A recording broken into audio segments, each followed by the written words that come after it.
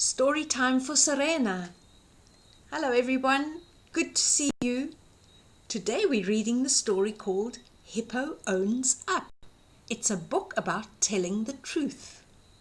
It was written by Sue Graves and the illustrations were done by Trevor, Dunton. It was Tuesday and Hippo was having a bad day. He had got up late, he had missed breakfast, he was late for school too. Miss Bird was very cross. Then Miss Bird gave him lots of sums to do, but Hippo was too hungry to do them. Look at him sitting here, he's not looking very happy at all, is he? All the other animals are doing their sums, but the Hippo's tummy is rumbling. Hippo looked at the clock. It was nearly lunchtime. Mrs. Croc always made chocolate cake for lunch on Tuesdays. She always put lots of chocolate icing on the top too. Hippo thought about the chocolate cake and the chocolate icing. His tummy rumbled loudly. Everyone heard. Everyone giggled. Miss Bird told them to get on with their work. Look at Miss Bird there. She's not a very happy bird, is she? She's a pretty angry bird. But the more Hippo thought about the chocolate cake, the louder his tummy rumbled. Then he got the hiccups. The hiccups were very, very loud. Everyone laughed. Miss Bird got cross. She said Hippo was disturbing everyone. She told him to go to the kitchen to get a drink of water. Hippo went to the kitchen. The big chocolate cake was on the table. He went to get a closer look. It looked delicious. It smelled delicious. He decided to try a tiny bit of it. He picked up a spoon and took a bit of cake. It tasted wonderful. Hippo stared at the cake. Now there was a little hole on one side of the cake. He tried to smooth the icing over the hole, but it looked worse. He took some cake from the other side to try to even it up, but it looked worse than before. Hippo was worried. He wanted to make the cake look better. He took more and more cake. It tasted delicious, but the more he took, the worse it looked. Soon there was no cake left at all. Hippo went back to class.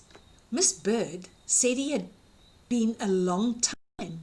She told him to get on with his sums. But Hippo could not get on with his sums. His tummy felt too full and he felt too sick. He felt bad for eating all the cake. Just then the bell rang for lunchtime. Everyone lined up. But Mrs. Croc had some bad news. She said there was no chocolate cake because it had all gone. She said Hattie, the school cat, must have eaten it. She said Hattie was a bad cat. Hippo said nothing.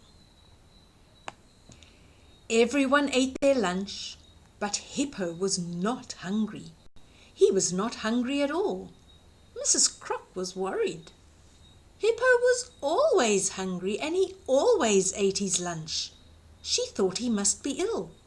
She sent him to Miss Bird. Hippo told Miss Bird about the chocolate cake. He told her that he had eaten it, not Hattie. Miss Bird said that he should not have eaten the cake, but that he was brave to own up. She said he should have a good think about how to put things right. Hippo had a good think. He told Miss Bird he had to say sorry to everyone for eating the cake. He said he had a good idea to put things right too. He told Miss Bird his good idea.